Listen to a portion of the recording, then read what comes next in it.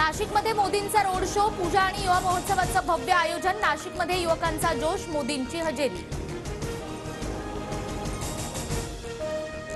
मोदी लक्षद्वीपमध्ये गेले आणि मालदीवमध्ये राजकीय भूकंप आला। मोदी है तो मुमकिन है, पंतप्रधान मोदींचं मुख्यमंत्री शिंदेंकडून कौतुक।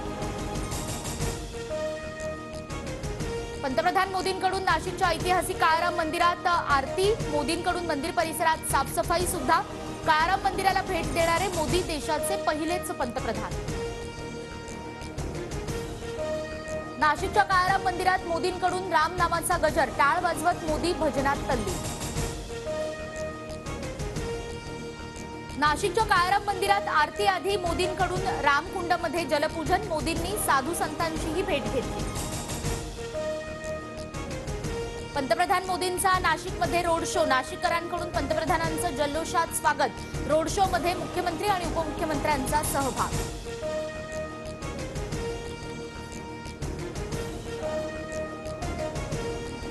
थोड्याच वेळात मोदी मुंबईत दाखल होणार। मोदींच्या हस्ते मुंबईतील शिवडी न्हावा शेवा अटल सेतूचं आज लोकार्पण। उरण ते खारकोपर नवीन रेल्वे मार्गाचंही उद्घाटन होणार। महाविकास आघाडी सरकार पडेपर्यंत 85% शिवडी न्हावा शेवा पुलाचं काम पूर्ण।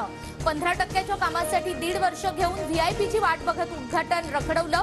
लोकार्पणाआधी ठाकरे गटाची ट्विट करत टीका। नवी मुंबईत मोदींच्या सभेची जय्यत तयारी। सभास्थळी प्रभू श्रीरामांच्या कटआउट सोबत बाळासाहेब ठाकरे, अमित शहा आणि दिघेंचेही पोस्टर्स।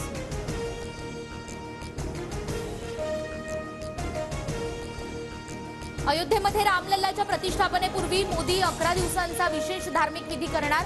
पंतप्रधान मोदींची घोषणा। मोदी देशातील सर्वात मोठे शंकराचार्य असं भाजपला वाटतं। रामाच्या नावानं राजकारण, मोदींना वेळ मिळाल्यावर निवडणुका जाहीर होतील, संजय राऊतांचा टोला। भंडारा गोंदिया लोकसभा लढण्यास मी सदैव तयार। अजित पवार गटाचे प्रफुल्ल पटेलही शर्यतीत, भाजपच्या जागेवरच पटेल यांचा दावा।